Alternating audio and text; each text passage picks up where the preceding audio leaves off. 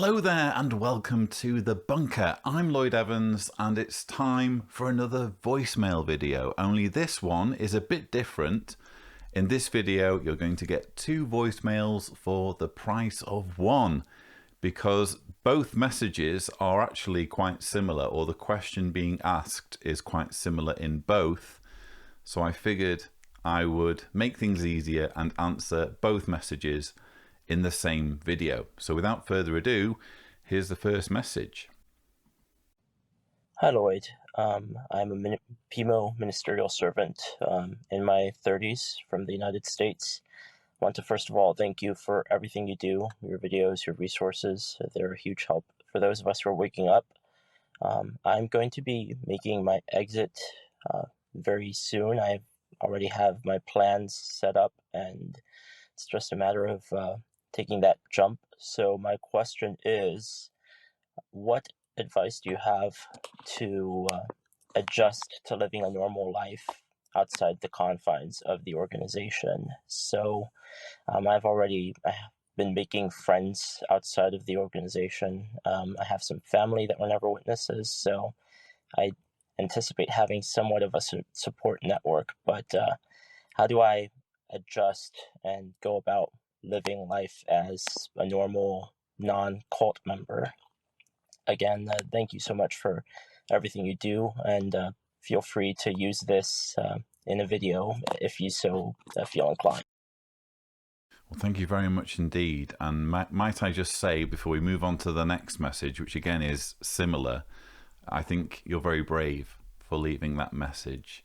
As a PIMO ministerial servant, not a nice situation to be in. So you have my sympathies and thank you for leaving that message. So we move on to the next message. Hi Lloyd, before I started this, I just wanted to thank you all so much for being a part of not only my journey, but so many journeys of those who have woken up. And I just wanted to thank you very much for your work and doing that. And in fact, I remember specifically the first video of yours that I saw when I was still a PIMI.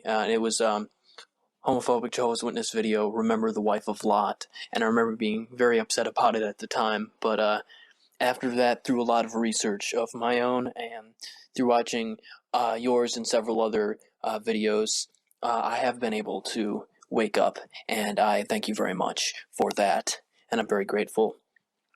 And speaking of that, there's so many waking up now, and there are so many people, myself included, that have had their lives revolve around Jehovah's Witness organization, with their family and friends, and their whole life kind of being centered around that, not really knowing anything else.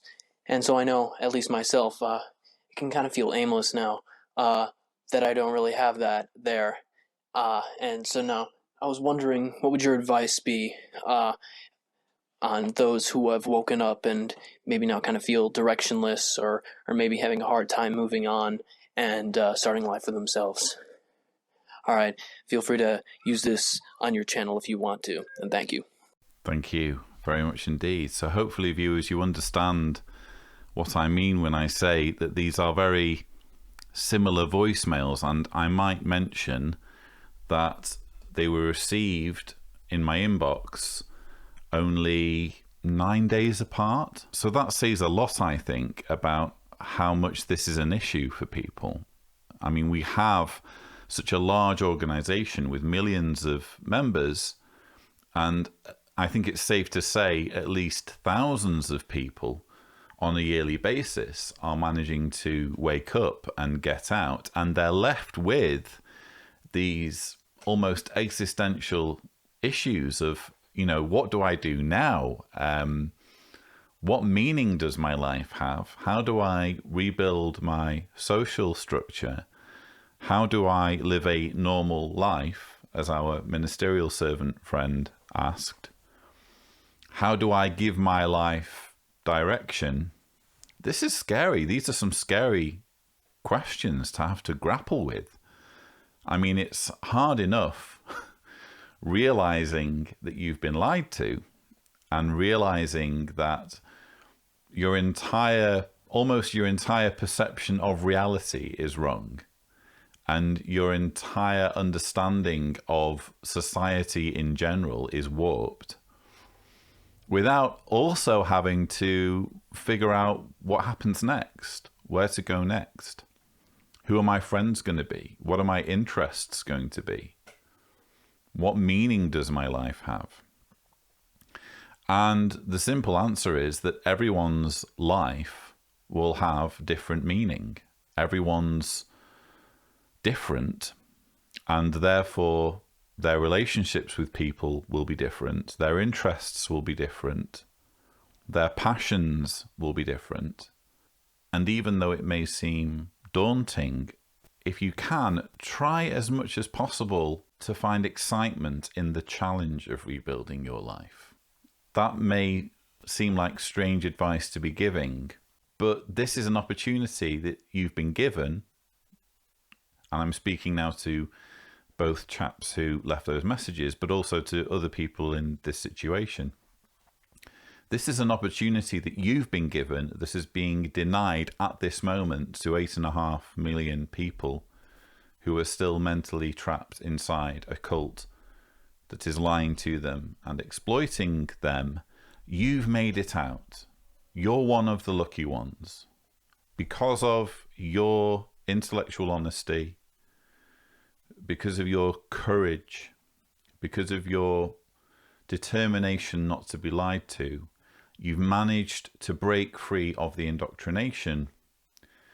And terrifying though it may be, it's also kind of exhilarating that you have before you a blank canvas, especially if you're able to get out when you're still relatively young, as seems to be the case with both of these two emails.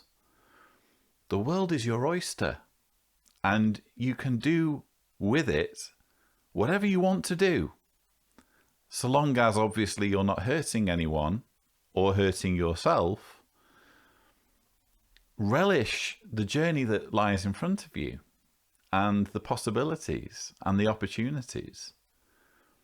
Relish the challenge of figuring out what you want out of life, of discovering what your passion is. You do have a passion. You may not fully know what it is yet, but it's there to be found. You know, we all have something. We all have things that excite us, whether it's art, whether it's writing, whether it's exploring, travel, whether it's raising a family. I don't know. Everyone's different. Everyone has different things that they want to do. So, I don't know. If I were young, and if I were young, I realise to many of you watching, I am young, even though I'm 41. But if I were, say, in my 20s or 30s, I think the ministerial servant is in his 30s, and I were unattached, I'd probably just travel for a bit, you know? I'd probably just hop on a plane and go to Asia or something. Spend some time just exploring and learning more about myself, you know? It's more complicated if you're in a relationship and, you know, you've got your husband or wife to think about. You know, it's not so easy to do that perhaps.